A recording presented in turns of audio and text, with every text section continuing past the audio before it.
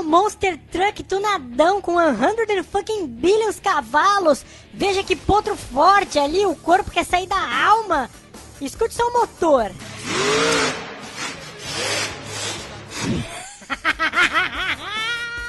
O eixo farináceo. Olha só, desmantelou tudo. O Miguelito ali se lamenta. Ele disse que não podia ter comprado esse Hot Wheels no camelô.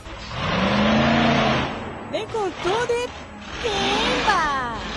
É made in China! Ou foi fabricado no mesmo porão que confeccionam as roupas da Zara. Olha ali que fronho, ficou tudo esfarfonhado, é peça pra todo lado. A cara do Miguelito ali é lamentável, ele vai... Oh my God! Agora é só rebocar, né, filho? Vai fazer o quê? O negócio já tá tudo fucking cumbado ali, ó lá. Vai lá, chama o guincho, chama o guincho. Confira comigo no tri-replay o que aconteceu ali com o carro lamentável.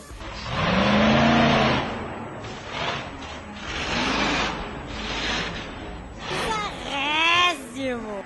E nesse mesmo pique que incendeia o vosso coração, clique em mostrar Ketchup Maionese, inscreva-se no canal Game Morisco Vlogs HK3, clique no primeiro vídeo e veja o vídeo proibido, clique no segundo e veja os pimpolhos desviando dos chutes. I feel good, la ga ga ga, I knew that I would not, la ga ga ga. So good, la ga, so good, la I got you, baby, baby.